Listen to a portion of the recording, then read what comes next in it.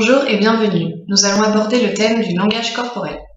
Lors d'un discours, les expressions de notre visage et corps parlent beaucoup pour nous. Le langage corporel est inconscient et donne beaucoup d'informations sur le discours de l'interlocuteur. C'est pour cela qu'il est important dans notre métier d'apprendre à le déchiffrer. Il est facile de comprendre à travers ce langage universel ce que votre interlocuteur ressent, ce qu'il peut vouloir vous cacher. Autrement dit, les gestes, postures et mimiques peuvent trahir ses pensées lors d'une conversation. Si ce langage corporel n'est pas une science à appliquer à chaque cas, il vous livre de précieux indices qui peuvent se révéler très utiles. Le sourire de Duchesne. Alors pour la petite histoire, Guillaume Duchesne de Boulogne est un neurologue français qui a étudié le rôle de l'expression faciale dans le langage non-verbal et a notamment mis en évidence que certains muscles du sourire fonctionnent involontairement. Ainsi, lorsqu'une personne rit, les joues se relèvent et les muscles orbiculaires de l'œil, comprenez les rides du sourire, se contractent. Sachant cela, vous pourrez ainsi deviner si un sourire est forcé ou non. Si l'œil est rieur, la personne en face de vous est sincère. Sinon, rétablissez la situation. Des regards qui en disent long. Le regard de votre interlocuteur est une source d'information sur son état d'esprit. Au milieu à gauche, elle comprend. Vers le haut, le regard évoque des images déjà vues, des souvenirs. Faites attention aux pupilles dilatées, c'est-à-dire le cercle noir de l'œil qui s'agrandit. Elles traduisent un état d'être positif, de l'intérêt, de la disponibilité, voire une attirance. Attention, si vous êtes face à un couple, détournez votre attention sur l'autre pour éviter tout malentendu. Des pupilles rétractées, donc plus petites, trahissent un état d'être négatif comme la peur, l'intérêt. Bien évidemment, faites en sorte de modifier cet état d'esprit, soit en rassurant, soit en ravivant la confiance. Le mouvement des mains informe sur l'authenticité ou la spontanéité du discours. Par exemple, les gestes révélateurs d'un mensonge ou d'une dissimulation d'information seraient le toucher du nez, de l'oreille ou bien même des cheveux. Mais attention à ne pas tomber dans une conclusion trop hâtive, car ces gestes pourraient être habituels chez votre interlocuteur. Les mains croisées témoignent un besoin de protection, de recul, mais aussi d'agacement si celles-ci sont placées plus hautes que la normale. Les mains orientées vers l'extérieur montrent chez votre orateur qu'il cherche à paraître impliqué, concerné. Les index seulement joints devant les lèvres sont signe qu'il est à court d'arguments ou séduit. Les mains en appui sur une table ou sur les genoux sont signe de malaise. Les poings fermés en appui sur une table traduisent l'hostilité, tandis que les mains à plat sur la table sont signes d'écoute et la posture du corps. Debout, le fait de se balancer trahit une envie de partir ou de mettre de la distance. La position en appui sur la hanche dévoile également ses ressentis, mais peut aussi signaler un simple besoin de se reposer.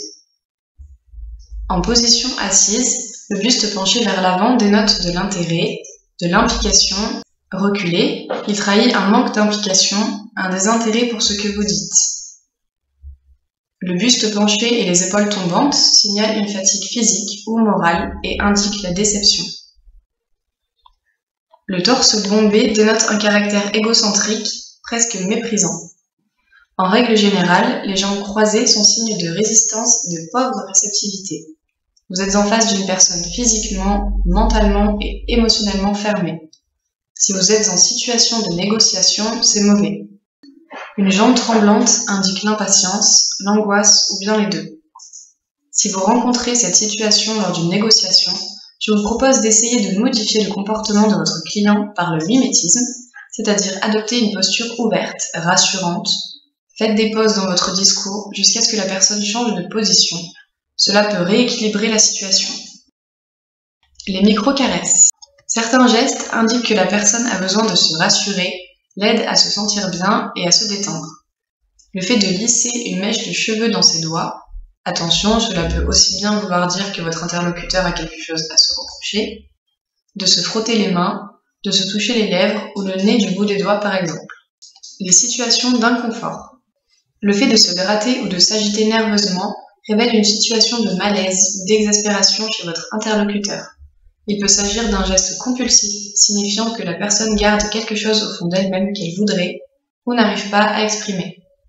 Ainsi, essayez au mieux de rassurer la personne de changer de sujet afin de dissiper l'inconfort de la situation. Enfin, si vous posez une question, se gratter peut être interprété comme un signe de réflexion. Si lors d'une discussion, une personne gratte la face interne de sa main, c'est qu'elle n'ose pas imposer ses souhaits malgré elle.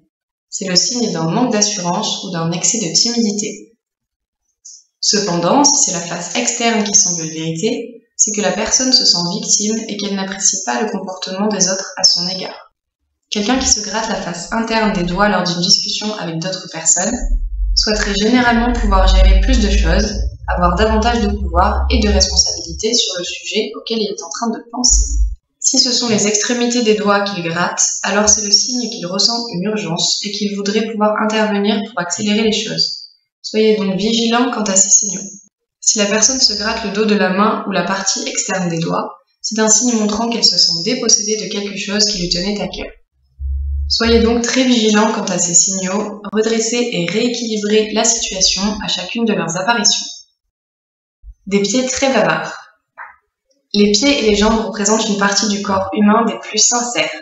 Lors d'un moment de pression intense, il arrive que vous vous dandiniez, tapez du pied, sautiez d'un pied sur l'autre. Ces gestes sont difficilement contrôlables, c'est pour cela qu'ils sont importants à décrypter.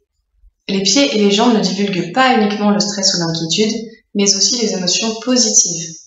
Les joueurs de poker professionnels appellent d'ailleurs des pieds remuants ou bondissants des happy feet, qui trahissent la bonne main que possède un adversaire. On peut repérer ces signaux similaires lors de discussions. Si vous remarquez que le pied de votre interlocuteur frétille avec énergie, vous pouvez en déduire qu'il pense avoir le dessus dans la négociation. Il en va de même s'il soulève les orteils et laisse son pied reposer sur le talon. N'hésitez donc pas à prendre du recul lors de cet échange afin d'avoir une vue d'ensemble sur les gestes et expressions de la personne intéressée, sans pour autant négliger le contact visuel avec celle-ci. N'oubliez pas que votre comportement compte aussi.